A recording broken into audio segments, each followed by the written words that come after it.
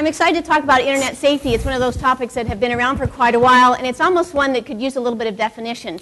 So I always like to look and imagine if we're successful, so if we succeed around the internet education space, what have we done? And I like to use the three terms of their ethical, responsible, and resilient cyber citizens, or digital citizens.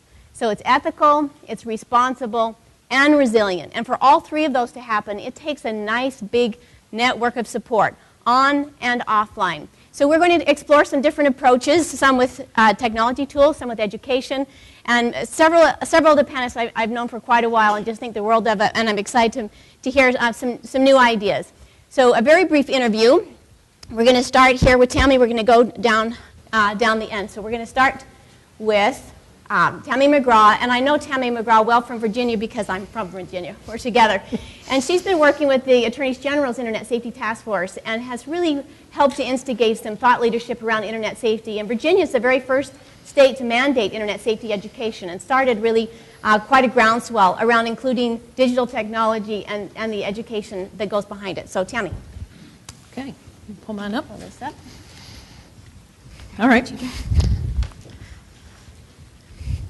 I am Tammy McGraw from the Virginia Department of Education, and that's basically what that slide says, so we'll move on. As Marsali said, in March 2006, Virginia became the first state in the United States to require that internet safety be taught as a part of the instructional program. And what that meant was schools could no longer simply show have a program at the end of the year or rely on the school resource officer or what have you to address the issue of internet safety. And so our schools are required now to integrate it throughout the instructional program. So what we did at the Department of Education as a part of this was we were required to issue guidelines for schools. And so what we've done, and the reason I have this shot of the guidelines up here is that everything that we've done in Virginia from that point has really been based on this work, including the work I'm going to show you today.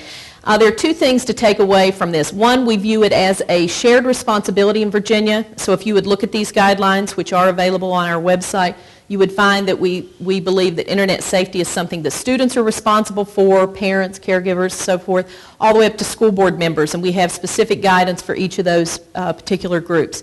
The other thing is we were determined to make sure we strike a reasonable balance between safety and security and instructional innovation.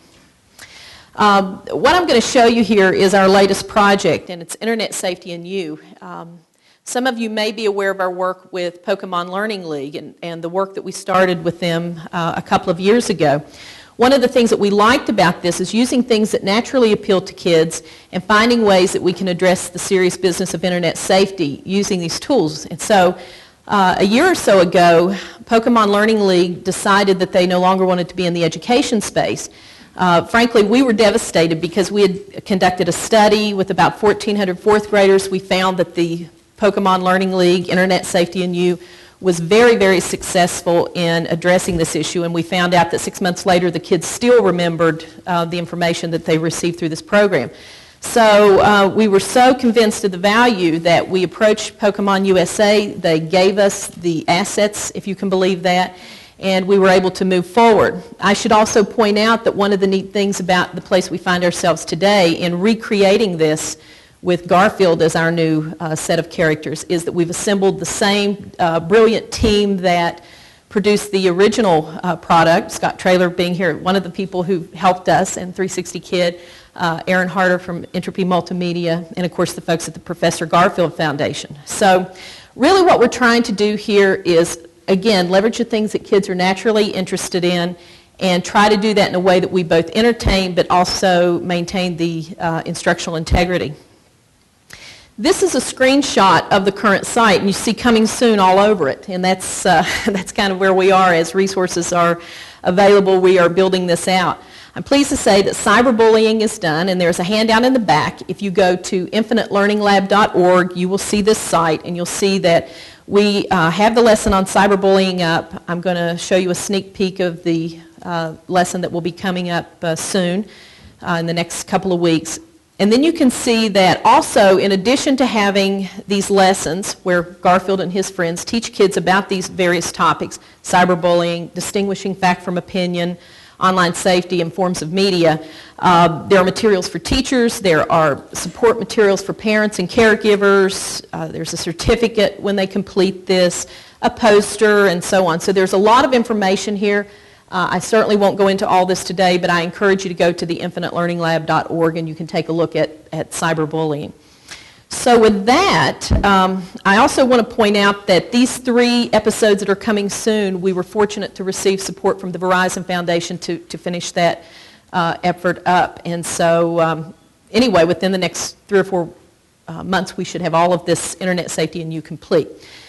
So with that, again, I want to point out that each of these are set up with a lesson, guided practice, and an assessment. And the guided practice and the assessment are very interactive.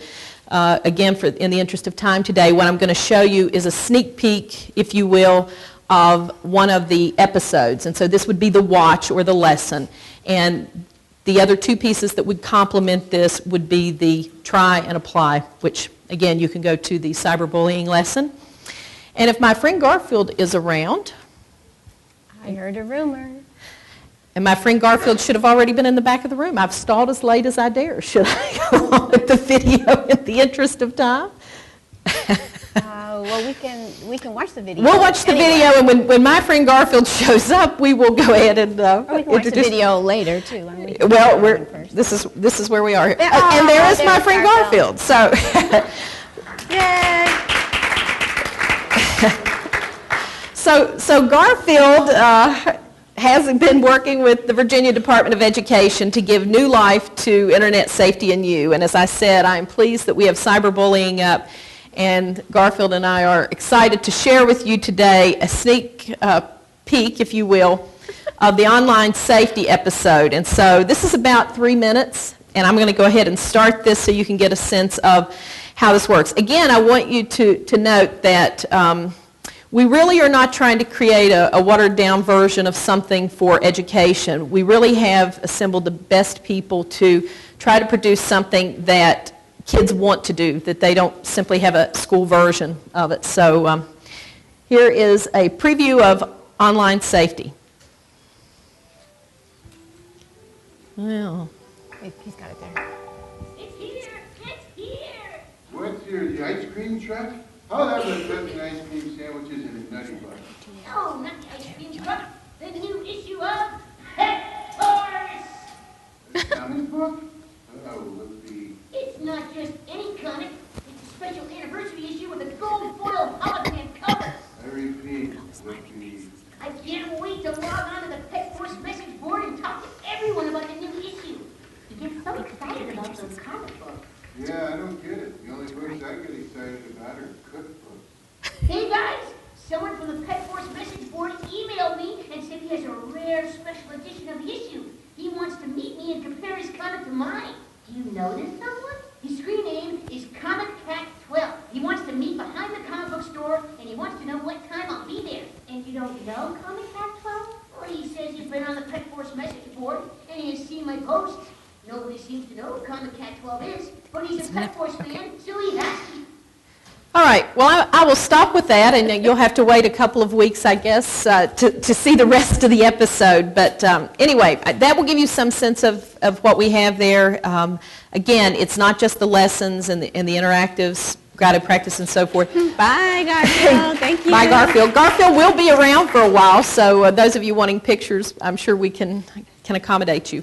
But I will close with simply saying that we are very, very fortunate in that the Professor Garfield Foundation is working with us. We are not paying licensing fees and all the things that you might imagine to be able to use a superstar.